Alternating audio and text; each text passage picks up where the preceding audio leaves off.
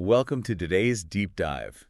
We are so glad you're here. Yeah, really glad to have you with us. Because whether you're, prepping for a huge management meeting tomorrow, or maybe you're trying to figure out the invisible mechanics behind your own gig work side hustle, Right? or honestly, if you're just insanely curious about where all this workplace tech is actually taking us, you are exactly where you need to be. It's a lot to process. I mean, the information overload out there is just relentless. It really is. So- So the goal today is to cut right through that noise. We're going to pull out the essential, actionable insights that you can actually use. Yeah, because it really is a jungle out there when you try to figure out the future of work. And the topic we're diving into today is just incredibly universal. Completely universal. It touches virtually every single person who goes to work, logs into a system, or opens an app to earn a living. That is no exaggeration. Yeah. So to get to the bottom of this, we are unpacking a really fascinating line of research by Dr. Jonathan H. Westover. Great research. It's all about why work design matters more than ever in a digital world. And the mission for this conversation is, well, it's pretty bold. We like bold. We want to completely shatter a massive, widespread myth. It's this idea that technology's impact on our jobs is some kind of predetermined destiny. Oh, the narratives are everywhere. It's either going to be this techno-utopia where we all just sit on the beach while algorithms do the heavy lifting, Right. or it's a total job apocalypse where the robots just replace us all. Exactly. But when you look at the actual data, it becomes really clear that how technology changes our work isn't a destiny at all. It is entirely a result of human design choices. And that is the crucial shift in perspective. What's fascinating here is that we are at a really critical inflection point right now. I mean, artificial intelligence, collaborative robots, the ones they call cobots. Yeah, Cobalt. And these incredibly complex algorithms, they're no longer just confined to auto manufacturing floors. They have moved straight into knowledge work. We're talking about hospitals, law firms, remote home offices. Literally no sector is untouched. Every industry. But the core paradox here, and this is the main takeaway, the exact same piece of software or machinery can either completely empower a worker to do their best work, or it can entirely strip away their professional autonomy. Depending on the design. Right. It all depends on how the organization actually chooses to implement it. Okay, let's unpack this. Because the research lays out two fundamentally different philosophies for bringing tech into a workplace, right? You've got the automate strategy, and then there's the inform it strategy. Exactly. Now, the automate route is exactly what it sounds like, using tech to just replace human effort wherever possible. But informing it, that's a totally different beast. It is. The informant strategy is all about using technology to generate data and surface insights that actively empower human decision-making. Helping humans decide, not deciding for them. Exactly. But what happens in a lot of organizations is that leadership, well, they get starry-eyed about a new piece of tech. Oh, the shiny new toy syndrome. Right. They want maximum efficiency immediately, so they blindly choose the automate route. And when they do that, they fall into this trap that systems engineers call leftover function allocation. Okay, leftover function allocation. I mean, that sounds like something buried in a highly dense engineering manual. Yeah. What does that actually look like for a normal person on the job? Well, it essentially means the system designers look at a workflow and they say, let's automate every single thing the machine can possibly handle. Give the machine the good stuff. Yeah, they give the machine the core work, and then whatever tasks are just too ambiguous or too complex or frankly just too annoying to automate, they gather up those leftover pieces and just toss them to the human worker. So the human is basically just the glue holding the automated processes together. That's it. You're the glue. And it creates genuinely terrible jobs. I mean, instead of being an active participant in your work, you're reduced to a passive monitor. You're essentially just babysitting a computer screen, waiting for something to flash red. I feel like we can all relate to that on a micro level. Just think about relying on GPS navigation. Oh, that's a perfect example. Right. Because 10 years ago, if I drove to a new part of my city, I had to actively pay attention to landmarks, street names, the general direction I was heading. I was engaged in the process of navigating. You were in the loop. I was in the loop. But now, I just plug the address into my phone, completely zone out, and blindly follow the blue line.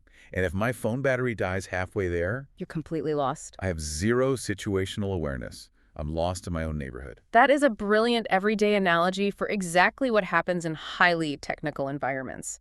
And it perfectly illustrates what the researchers call the out-of-the-loop problem. The out-of-the-loop problem. Yeah, and the stakes get incredibly high. Take the aviation industry, for example. Modern commercial airplanes are equipped with unbelievably advanced autopilot systems. They can handle almost all the complex minute-to-minute tasks of flying a plane from point A to point B. Which, I mean, sounds great for safety, right? The computer doesn't get tired. It doesn't get distracted. On paper, yes, Hmm. it sounds perfect. But because the autopilot is doing so much, the pilots effectively transform from active flyers into those passive supervisory controllers we just talked about. Just babysitting the screen. Right. They are sitting there monitoring the systems, and because they're just watching the automation, they lack continuous hands-on practice. Over years of flying, their raw manual flying skills inevitably start to deteriorate. Because they just aren't exercising that muscle anymore. Precisely. So what happens when a sensor freezes over or the automation suddenly fails? Which, technology sometimes does. It definitely does. The pilots are suddenly thrust back into the loop, but because they haven't been actively engaged in the flying process, they completely lack the immediate situational awareness to jump in, assess the crisis, and save the day. And it has tragically led to severe accidents. And I would actually encourage you, listening right now, to think about your own daily workflow. Are there software systems or automated tools you rely on every day that are making you so passive that you might actually be quietly losing your core professional skills? That is a terrifying question to ask yourself, but a really necessary one. And it's not just happening in the cockpit. Here's where it gets really interesting. We see this exact same out-of-the-loop problem cropping up in fields where the stakes are literal life and death. Like healthcare. Like modern healthcare, specifically robotic surgery. Yeah.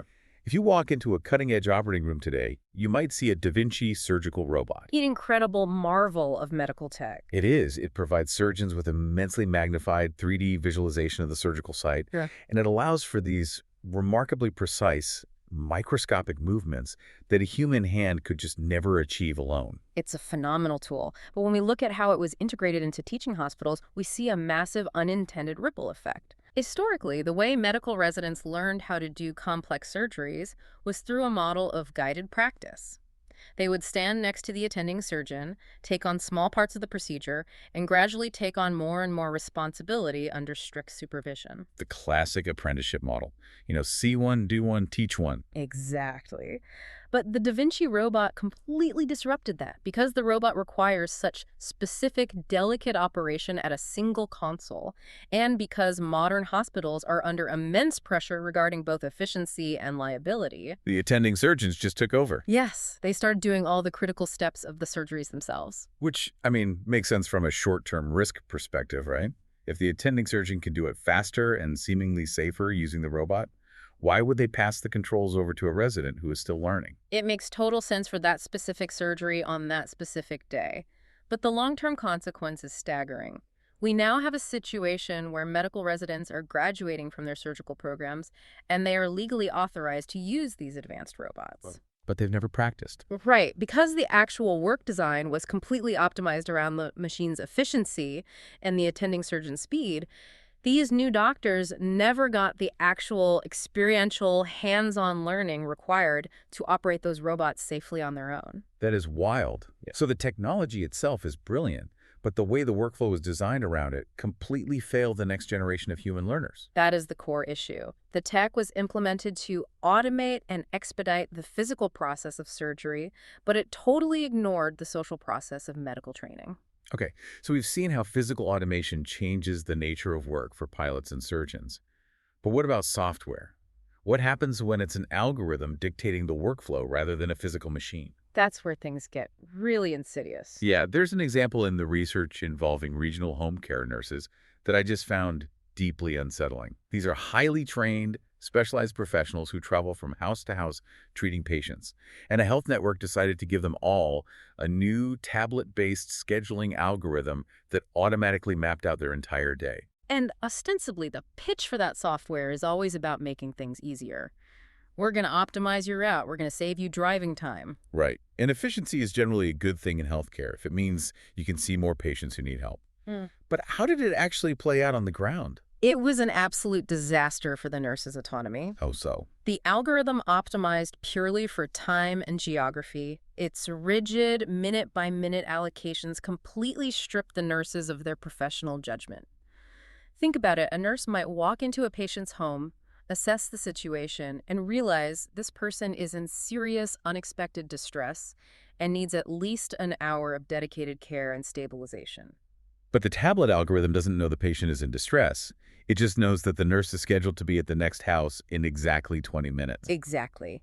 And the system tracks their location and punishes them for deviating from the schedule. So these highly empathetic, skilled professionals were put in an impossible bind. To maintain their ethical standard of care, the nurses were forced to either cut some visits dangerously short, just to make up time, or they had to work completely unpaid hours at the end of their shift to give certain vulnerable patients the attention they actually required. That is a perfect example of a system measuring compliance to a metric, rather than the actual quality of the mission. The algorithm became the manager, and it was a terrible manager. It was. And that rigidity isn't just a problem in specialized fields like nursing. We see this exact same dynamic, this illusion of control, every single time we order takeout or call a rideshare. Let's look at the gig economy. Yes. The gig economy is so fascinating because it touches almost everyone's daily life. The entire marketing pitch for platforms like Uber, Lyft, or DoorDash is ultimate boundary control. The slogan is always some variation of be your own boss, work when you want, where you want, for as long as you want. It sounds like the absolute pinnacle of worker autonomy. But if we connect this to the bigger picture, you realize that flexibility is largely an illusion, particularly for precarious workers who rely on that income to survive. Because there's no actual human boss. Right, because there is no human manager standing over your shoulder, the platform relies on what researchers call soft controls to manage the workforce. Because the platform still needs reliability. It needs to know there will be drivers on the road at 5:00 p.m. when everyone leaves the office. So how does it guarantee that without explicitly scheduling them? It uses the algorithm to heavily nudge and honestly sometimes manipulate human behavior. Yeah. It uses dynamic surge pricing to financially pressure workers into logging on during certain hours. Oh, right. It forces blind ride acceptances, where a driver has a matter of seconds to accept a job without knowing exactly where they are going or the full breakdown of what they'll be paid. And it uses pushy, gamified messaging. It's like those pop-ups. Yes. If a driver tries to log off to go home to their family, the app might pop up a bright red notification saying, "Demand is very high right now in your area. Are you sure you want to stop? You're only $10 away from your goal." It's engineering human behavior through software. And there's a specific dynamic with food delivery riders that really highlights this. Technically, under the terms of service, these riders are independent contractors. They are free to decline any order they don't want to take. If a delivery is too far or the restaurant's known to be slow, they can say no. But they can't really say no without consequences. Right. If a rider exercises that supposed freedom and declines too many orders, their acceptance rate drops, and the algorithm heavily penalizes them for that. Eventually, the app will just silently block them from logging into the preferred high-paying delivery zones. It is essentially a behavioral cage built entirely out of code. A behavioral cage. That is a really heavy phrase, but it perfectly describes the feeling of being hyper-monitored but completely unsupported. Yeah. Which leads to this very modern phenomenon that the research terms algorithmic isolation. Algorithmic isolation is one of the most psychologically damaging aspects of this kind of work design. Imagine you are a gig worker. You're out there grinding, and your app suddenly glitches. Or maybe a passenger gets angry about traffic and decides to give you an unfair, retaliatory 1-star rating. A rating that could literally threaten your ability to earn a living tomorrow. Exactly. When that happens in a traditional job, you walk into a manager's office and explain the situation. You have a human conversation to resolve the context. Right. But in the platform economy, your only recourse is to submit a ticket to an automated customer support bot. There is a deeply impactful quote from a gig worker in the research that really drives this home. They said, "You email everything, there's no one to talk to. If your app breaks, you just have to wing it." You just have to wing it. That is incredibly bleak. It really captures the essence of being entirely dependent on a system that doesn't actually see you as a human being. It does. Okay, so we've covered a lot of dark territory here. We've looked at airplane pilots literally forgetting how to fly, because of passive monitoring. We've seen surgical robots accidentally stealing practice time from the next generation of doctors. We've looked at algorithms turning nurses into compliance machines and gig workers trapped in algorithmic isolation. It's a lot. It is. If leftover function allocation is the default and it creates these broken systems, what do we do? So what does this all mean? How do we actually fix this? What is the alternative? The alternative is actually rooted in a concept from the 1950s, believe it or not. It's called socio-technical systems theory. Wait, sociotechnical systems? I have to be honest, that sounds like a buzzword from a dusty corporate management textbook. Does a theory from the 1950s really apply to AI and gig work algorithms today? It applies more now than ever. The core principle of socio-technical systems theory is something called joint optimization. Doing optimization. Yeah. The fundamental idea is that any workplace, whether it's an accounting firm, a factory floor, or a hospital, is made up of two interlocking systems. You have the technical system, which includes the tools, the software, the machinery, and you have the social system, which is the humans, the workplace culture, the informal communication networks. So the people and the tools are inextricably linked. Precisely. And the rule of joint optimization says that you absolutely cannot optimize the technical system while ignoring the human system. Oh, okay. If you try to maximize the efficiency of the software without considering how it impacts the humans using it, the whole operation will eventually fall apart. You have to design and optimize both systems together simultaneously. That makes intuitive sense. It's a true partnership between the human and the machine. And to actually achieve that partnership, the research argues that organizations need to shift their focus away from substitution, just replacing human labor, and move toward a concept called complementarity. Yes. Let machines be machines and let humans be humans. That is the perfect way to summarize complementarity. It's about recognizing the unique strengths of both sides. Machines and algorithms are unparalleled at precision, calculation speed, and relentless consistency. They don't get bored scanning thousands of spreadsheets. Right. But humans, we are uniquely capable of pattern recognition in novel, unexpected contexts. We do complex moral reasoning. We engage in empathetic communication like those home care nurses needed to do. We should never be designing systems that treat human beings as mere gap fillers to cover up the flaws in an AI program. Or not just leftover function allocators. Exactly. We should be designing roles that elevate those uniquely human traits, using the technology to provide the data we need to make better decisions. To informate rather than just automate. And there's a really uplifting, concrete success story in the research about a company that actually got this right. Oh, the chemical plant. Yeah, it involves a chemical processing plant that was upgrading to advanced process control automation. This is one of my favorite examples of joint optimization in action. So the plant management brought in engineers to install all these new automated sensors and digital control valves. But instead of the engineers just coming in and unilaterally automating every single dial and switch they could find, they stopped and did something radical. Which was? They actually asked the human plant operators for their input. They asked the people doing the work, what parts of this process do you want the machine to handle and what parts do you want to keep? Which is such a rare level of respect for the worker's expertise. What did the operators decide? Because if I were in their shoes, I might be tempted to say, automate all of it and let me just read a book in the control room. You'd think so, right? But the operators made an incredibly brilliant strategic choice. They chose to automate the routine, tedious parameter adjustments, the boring, repetitive stuff that required constant, tiny tweaks. But they intentionally chose to maintain manual control over the troubleshooting processes and the variance management. So whenever the chemical mixture went slightly off spec or something totally unusual happened, the humans were the ones figuring out why and how to fix it. Exactly. Those are the tasks that require deep situational judgment, historical knowledge of the plant, and active, engaging problem solving. By keeping those tasks, they didn't become passive monitors. And the results were a massive win across the board.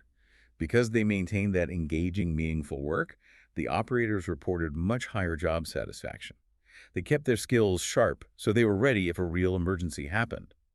And crucially, this is the part that management cares about most.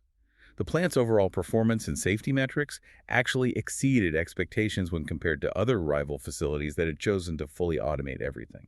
That chemical plant is the ultimate proof that the informant strategy isn't just a nice, warm and fuzzy idea for worker morale. It is genuinely better for business. By giving the workers the data from the new sensors, but letting them handle the complex problem solving, both the human system and the technical system thrived.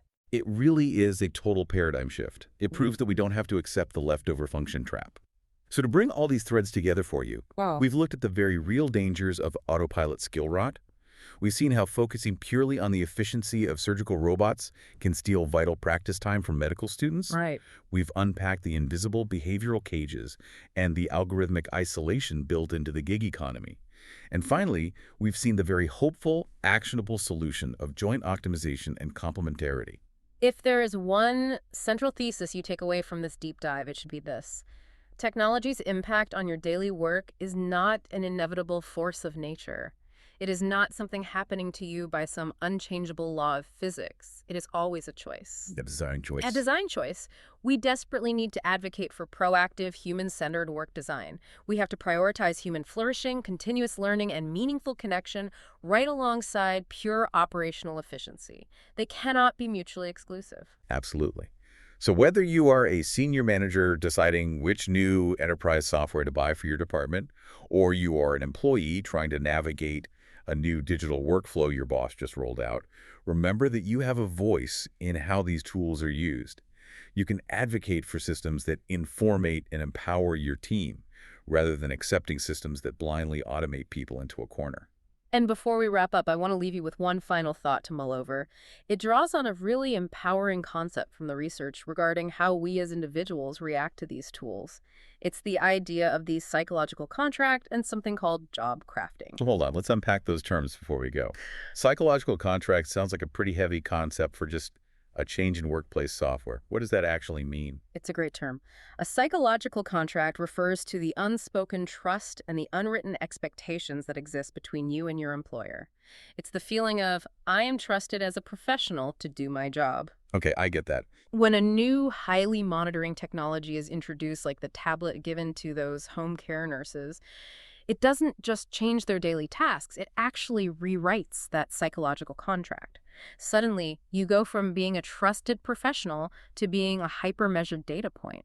And that shift in trust can be incredibly demoralizing. I can completely see that. It changes the entire emotional reality of walking into work. So, So if the algorithm breaks that contract, what is job crafting? Is that basically hacking your own job description to get that trust back? in a way, yes. Job crafting is the recognition that even in highly structured or algorithmically managed environments, workers are not completely powerless. You can actively experiment with these new digital tools. Job crafting is the process of subtly redesigning your own daily tasks, carving out specific intentional spaces to preserve your professional autonomy. Well, that's fascinating. It might mean finding workarounds to force human connection with the client, or slightly altering a workflow to ensure you are still finding meaning and using your best skills, even when the software is trying to dictate your entire day. I love that. It's about reclaiming your humanity within the digital system. Precisely. So, as you head into work tomorrow or the next time you log into a platform, I want you to ask yourself, when the system tries to put you on autopilot, how will you actively craft your job to stay in the loop? That is such a powerful and practical question to end on. Thank you so much for joining us on this deep dive. Keep learning, keep questioning the digital world around you, and we will catch you next time.